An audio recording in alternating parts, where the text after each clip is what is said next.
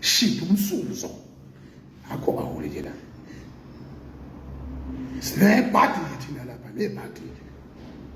Hey, let's pray, shall we?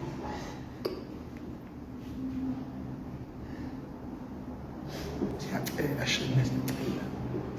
Hey, unqalala ke waqhamuka Vumbo ne-MK. Hawu Nxamalala, hawu Nxamalala, uyindoda unesibindi, uyabathanda futhi abantu. Lokhu ukuthi ke mina ngiyingxenye ye-MK akulona iqiniso lelo.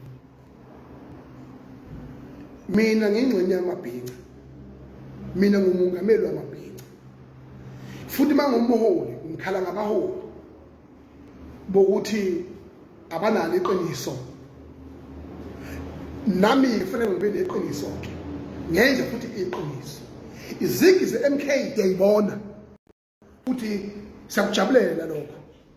Futhi okwesibili sikhayele indawo yovumo bamaqembu labantu abangazi lutho. Wonke umuntu uyibona ukuthi angaba umholi, wonke umuntu ubona ukuthi avule iqembu onemali ongenamali, babona bangavula amaqembu ezepolitiki angayindawo. That is nonsense.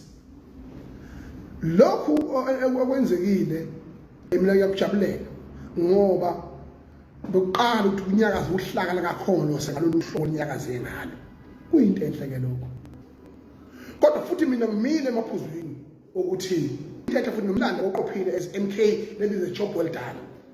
Hayi abafuna ukujoyina bangajoyina independent baqhubeke baye phambili. Kuyinto enhle lokho. Mina ke ngithi ukwethulwa kwe-MK nguzwile njengoba nawo wonke bezepolitiki lawo ngikhuluma ngayo ngwagxekayo